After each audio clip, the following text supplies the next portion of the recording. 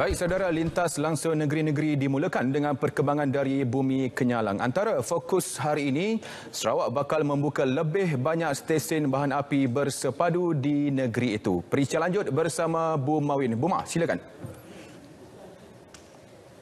Baik, terima kasih Alif. Sarawak akan membuka lebih banyak stesen bahan api bersepadu di bawah jenama Petroleum Sarawak Berhad, Petros. Ketua Menteri Datuk Patinggi Tan Sri Abang Johari Tonopeng memberitahu ini termasuk pembinaan stesen di laluan Lebuh Raya Pen Borneo dan Jalan Pesisir Sarawak.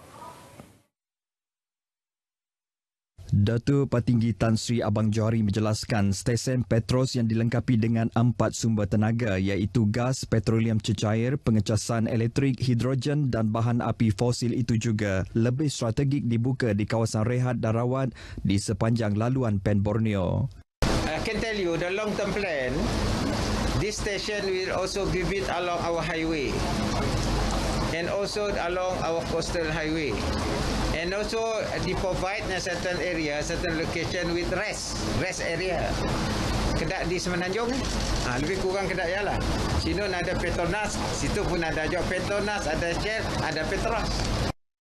Beliau berkata demikian pada sidang media selepas majlis pecah tanah multi-fuel refilling station di Batu Kawah, Kuching.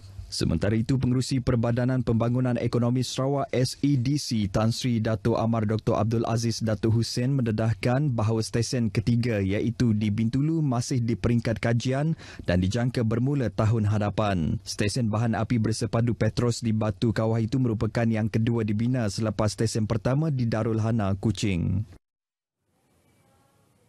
Baik, sementara itu dalam majlis berasingan, Ketua Menteri Datuk Patinggi Tan Sri Abang Johari Tonopeng menyempurnakan majlis pecah tanah tapak pembinaan program perumahan mampu milik Sri Pertiwi yang terletak di Eden Parade, Batu Kawah, Kuching.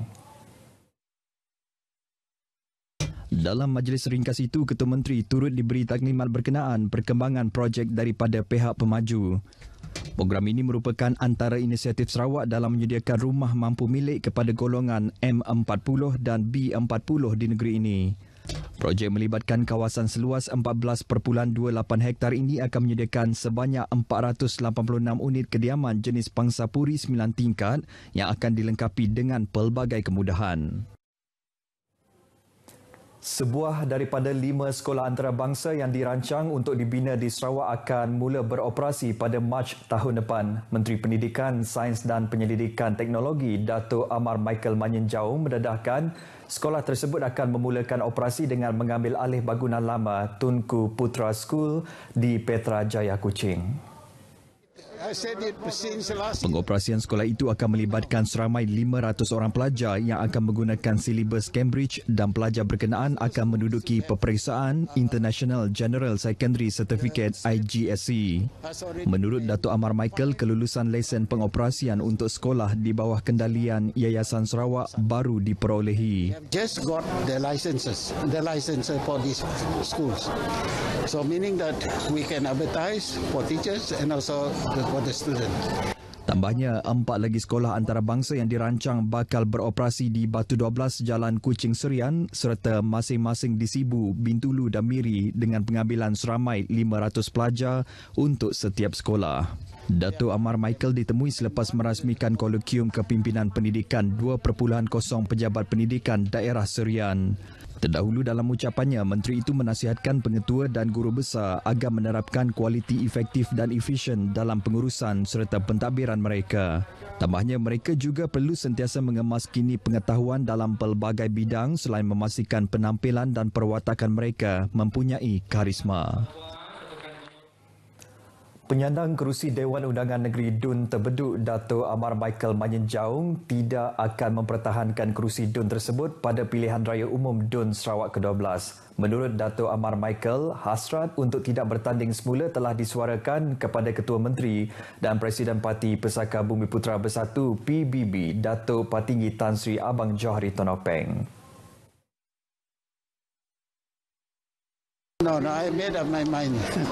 SCM already accepted it. Oh, okay. So it's official that you... Official. Okay. All right. Official. Thank you then. Bercakap kepada pemberita di Serian, Naib Presiden Kanan PBB itu menjelaskan keputusan berkenaan adalah rasmi dan beliau kekal dengan keputusan untuk tidak bertanding dalam pilihan raya akan datang. Datuk Amar Michael Manyin merupakan penyandang DUN terbeduk selama 5 penggal sejak tahun 1996. Ditanya mengenai perancangan selepas ini, beliau yang juga Menteri Pendidikan, Sains dan Penyelidikan Teknologi berkata mengusahakan ladang durian serta meluangkan masa bersama keluarga merupakan keutamaan beliau. Tentera Darat Malaysia TDM melalui Brigade Ketiga Infanteri Malaysia memberi jaminan bahawa sempadan Sarawak Kalimantan Barat akan kekal selamat sepanjang tempoh berlangsungnya pilihan raya umum Dewan Undangan Negeri PRU DUN Sarawak ke-12 nanti. Panglima 3 Brigade Brigadier Jeneral Muhammad Kamil Abdul Latif berkata, TDM akan terus melaksana operasi sedia ada pada masa sama, meningkatkan jumlah operasi di sepanjang kawasan sempadan berkenaan. Menjelang pilihan raya kita masih meningkatkan lagi pengawasan itu, di mana kami meneruskan pelaksanaan OP Awas bersama dengan OP Keris Perang Gabungan dan kami tambah lagi dengan OP Kerangka. Jelas beliau penambahan operasi terbabit sebahagian manifesto dan ikrar TDM untuk memastikan kedaulatan dan keamanan negeri ini terus terpelihara sepanjang masa. Beliau berkata demikian kepada pemberita selepas merasmikan majlis pembukaan eksersis Keris Kartika Malaysia dan Indonesia Kekar Malindo Siri 44AB Palang 2021 di Kem Pakit di Sri Aman. Hadir bersama Kasdam 12 Tanjung Pura Tentera Nasional Indonesia Brigadier Jeneral di Jauhari. Mengenai eksersis tersebut, Brigadier Jeneral Muhammad Kamil memberitahu sejumlah 600 pegawai kanan dan anggota lain-lain pangkat dari kedua-dua negara terlibat dalam latihan berkenaan. Mereka adalah pasukan dari Batalion ke-13 Regimen Askar Melayu Diraja yang mewakili TDM, manakala Tentera Nasional Indonesia diwakili pasukan Yonif Raider 641 Beruang.